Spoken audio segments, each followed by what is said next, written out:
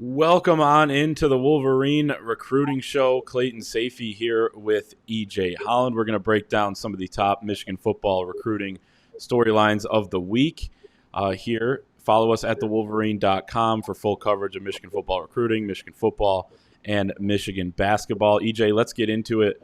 Starting with the man pictured there for the YouTube viewers, Damani Jackson, five-star USC defensive back commit. You were able to see him. He's not playing due to an injury right now, but you were able to get out to his game, spend a little bit of time with him, gather some intel. He was at the Michigan game against Washington on September 11th. Loved his visit. Clay Helton, head coach of USC, has been fired, so they're on an interim basis right now with Dante Williams. Your intel, what is the latest, and some thoughts on Damani Jackson, where things stand? Yeah, so I went out to LA to see quite a few guys, but this trip was primarily, centered around Damani Jackson. That's the biggest reason I went back out there. And spending time with Damani was great. I've known Damani for several years since he started his sophomore campaign. So he's a guy I've gotten really close with, and I'm really excited to see, what happens in his recruitment. Right now, he's still committed to USC and has said all the right things about USC.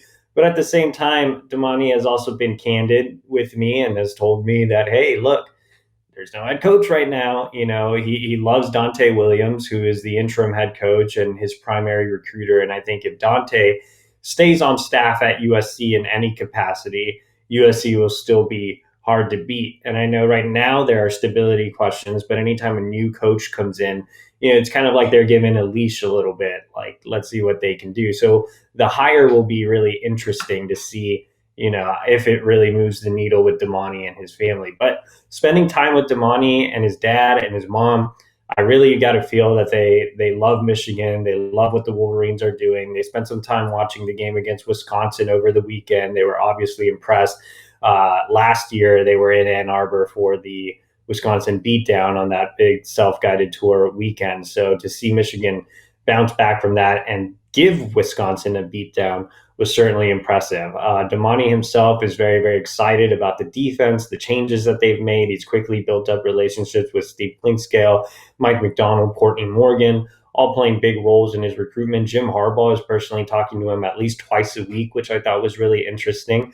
It's not usual that Harbaugh contacts recruits multiple times a week. So for him to have that much emphasis on Damani tells you how realistic they think they can, how realistic chances are to flip him from USC. His father obviously grew up a Michigan fan, loves the program. I think, he'd love to see Damani end up at Michigan. They're originally from Ohio. All their family is still in the Midwest. It's actually just Damani and his parents that live out west. Everybody else lives in the Dayton area, or Youngstown. I'm sorry, in the Youngstown area. So I feel like everything's lining up for Michigan. I think the two big factors for him are one, winning over mom, and I think Michigan took a big step on the official visit. His mother, again, is from Ohio. She actually grew up an Ohio State fan, but from talking to her and talking to Damani, I think Michigan really wowed her on that OV. And then the second thing is just keep winning. If you keep winning, that answers all the questions. And I think that Damani's dad made a good point. Damani plays at Modern Day. He's been competitive his whole life. He played with a slightly torn patellar tendon, which finally gave out. Since 2017. So he's just a guy that wants to compete. He wants to win, and seeing Michigan win, I think, is checking all the boxes. And then obviously, to kind of give the final stamp here, his buddy, is Will Johnson, 5-star commit. They've grown really, really close. They made visits together this offseason. They played 7-on-7 together this offseason.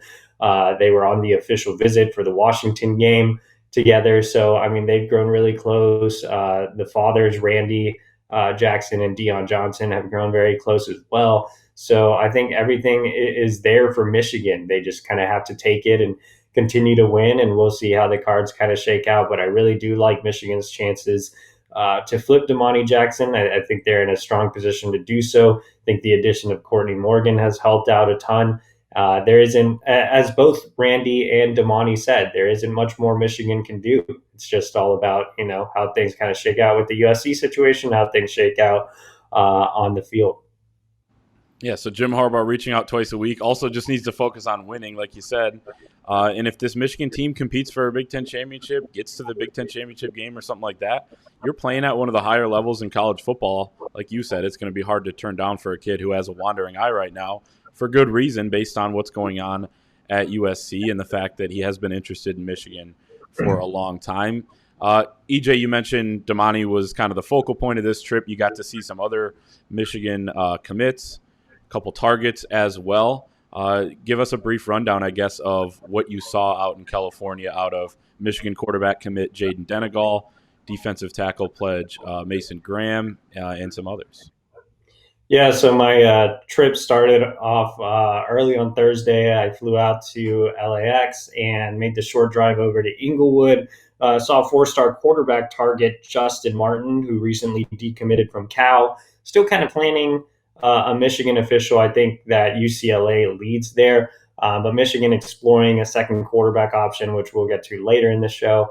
Justin Martin, a big athletic kid with a strong arm. He was the number one guy on the board in the summer. He made an unofficial visit to Michigan. Again, he committed to Cal, but is back on the market. So Michigan seeing if they can create some movement. I had a lot more on his recruitment over at the Wolverine. Didn't get a chance to really watch him throw all that much because I had to drive 3 hours to the edge of the Mojave Desert to see Michigan quarterback commit Jaden Denegal. Jaden had a really good game, 5 touchdowns, a little more than 300 yards. He did it against pretty bad competition. He's not a kid that plays in LA. He is a kid way out by the desert, so the competition quality is not there. But still, just being able to see, the arm strength, seeing him kind of adjust and have improved accuracy. I believe he was 25 of 30. So, a lot of those throws were high percentage, but still he was hitting on guys. I felt like when I saw him back in the summer, there were a few accuracy issues. I think he's kind of cleaned that up. He's cut some weight, which is he's looking really, really good right now from just a build standpoint. He was hovering up close to 240, now closer to 218. Had a couple of really, really nice runs, extended plays in the pocket. Things with Jaden are more mechanical. He does have a little bit of a wind when he throws, which Matt Weiss will need to clean up. Holding the ball for too long and having better anticipation are two things he needs to work on. But with Denegal, like other guys in this class, they have really, really high upsides, and you're kind of taking Denegal as a little bit of a bridge, between JJ McCarthy and, as Michigan hopes, Dante Moore, even though he's not a guarantee. That's the hope, is that this is a sandwich class between those two guys. But the thing I really love about Denegal is that he knows he's coming in after JJ McCarthy and all the hype JJ has, and he has to know that Dante Moore is the crown jewel of next cycle, but he's embracing it. He's a competitor. He wants to go to Michigan. He's completely solid. He made his OV for the game against Rutgers, and that's where he wants to be, and he wants to compete. So I think having that attitude really, really helps. So there were a lot of positives that I saw from Jaden Denegal over the weekend. On Friday, I made the trip over to Servite. Didn't get a chance to see Mason Graham play. He actually played on the same day as Denegal. I'll be back out there to see him soon.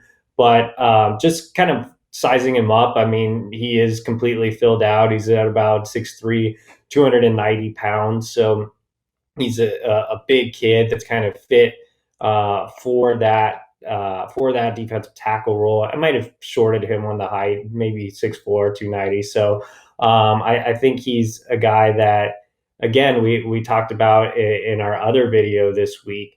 He's one of the more underrated recruits in the country. Courtney Morgan did a tremendous job of identifying him early on at Fresno State, put him in front of the staff at Michigan. USC and Oregon jumped in with offers right after he committed, but he's completely solid, and I think he's one of the best lands in the class. So again, really excited to go out and actually watch him perform live. And after that, I made my trip to St. John Bosco Mater Dei, which is the biggest game in the country. Lots of underclassmen targets in that game. I broke them all down at the Wolverine. But again, it was great just to spend time with Damani and his family and see one of the biggest high school rivalries. And again, I gave all my thoughts on the modern day Bosco underclassmen. There were actually 11 underclassmen with offers in that game. So you can go check that out on the Wolverine. Then I got on my red eye flight home. So it was a productive trip in less than 48 hours.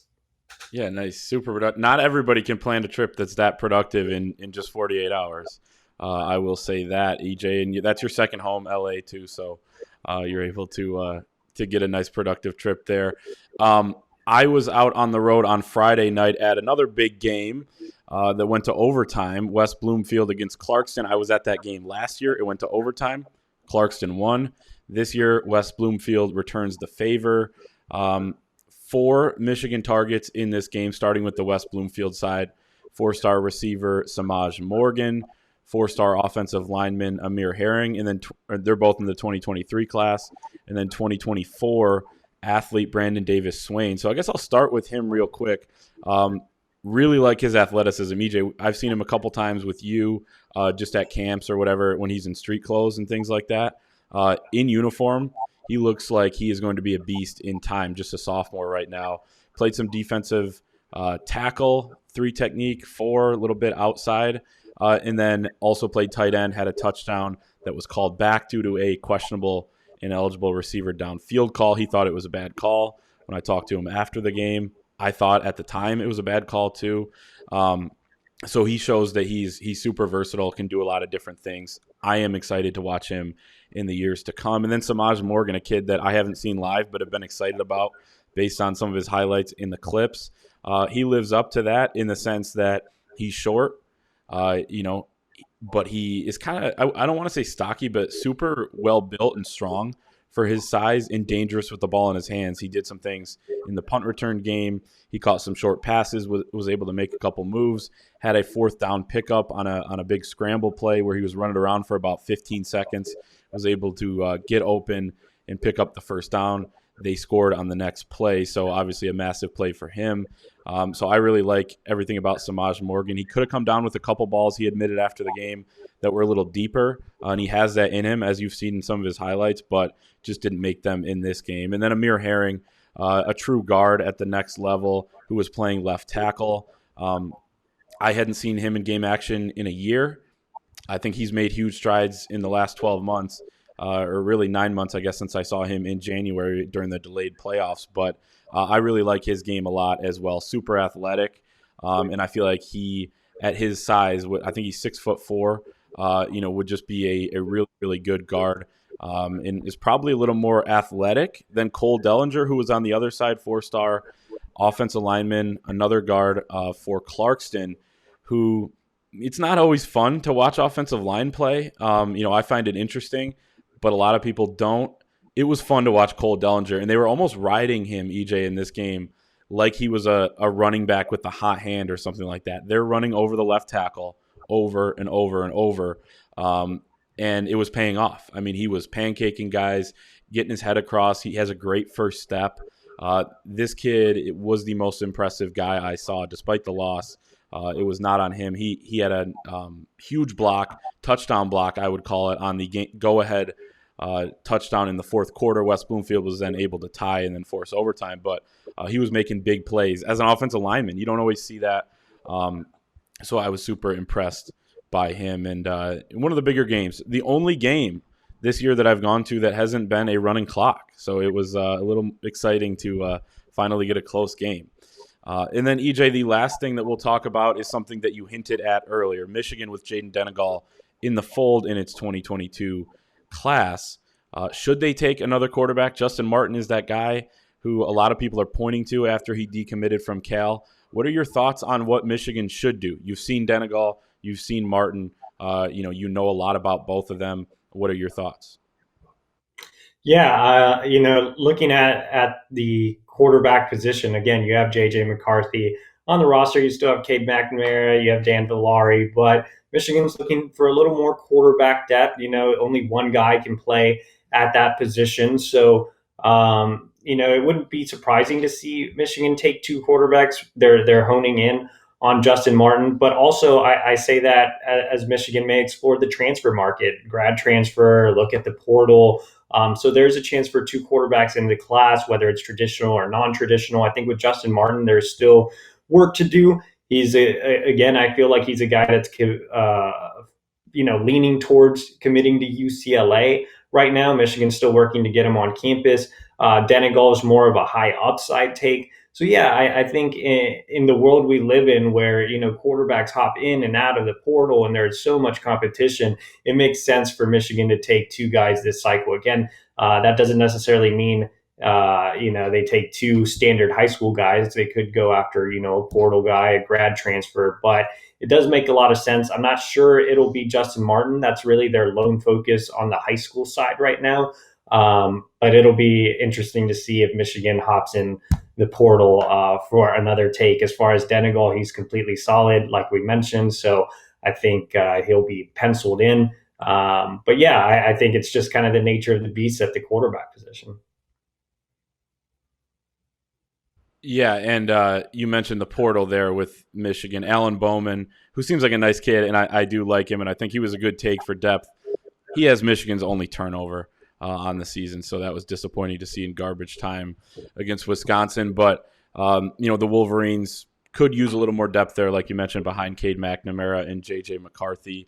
In numbers have been kind of an issue with some of the transfer portal, the outgoing guys in the transfer portal over the last couple of years, including Joe Milton and Dylan McCaffrey this past offseason. So definitely something to monitor.